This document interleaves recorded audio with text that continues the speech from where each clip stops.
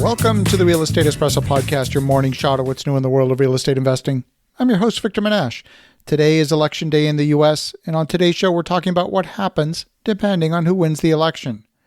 If President Trump wins, you can probably expect some protests, maybe even some violence. And if Joe Biden wins, you can expect some protests, and who knows, maybe some violence as well. If President Trump wins the election, we can expect there will be continued legislative gridlock. There will be printing of money by the Federal Reserve, and the Treasury will be applying that stimulus to the economy and to the banking system. There's a political stigma against calling government money a handout, so instead, it'll be called a loan. Somehow that's more palatable.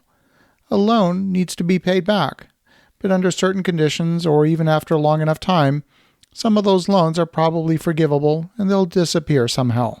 If Joe Biden wins the presidency, we can expect more money printing by the Federal Reserve, and the Treasury will be applying that stimulus to the economy and the banking system. Some will be in the form of loans, and some will be in the form of outright handouts. If Republicans retain control of the Senate, you'll see continued legislative gridlock, and if the Democrats win both the Congress and the Senate, they'll have a free hand to spend money like never before. In the final analysis, it's like the toss of a coin.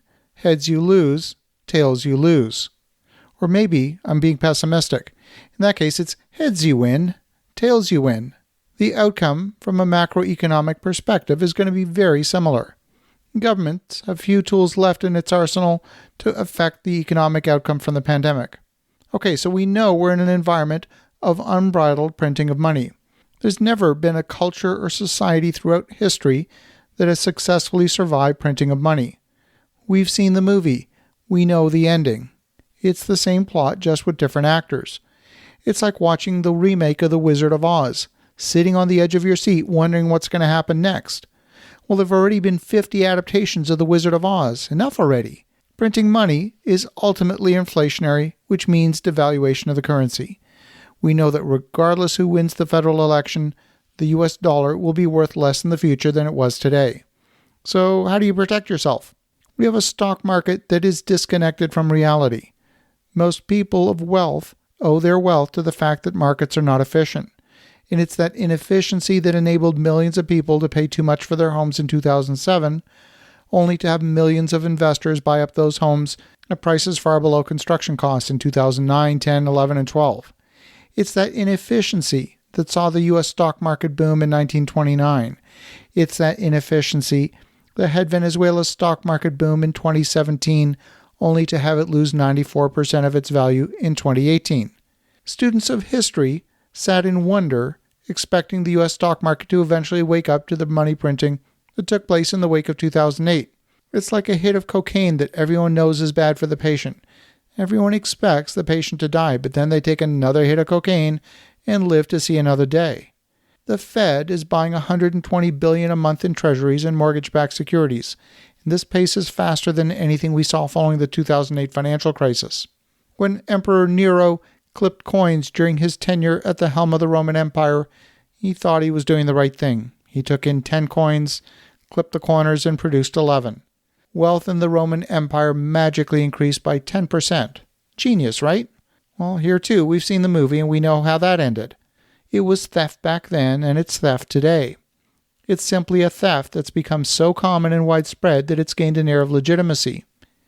It was theft in Zimbabwe, it was theft in Argentina, it was theft in the Weimar Republic, and it was theft in the good old US of A during the American Revolution.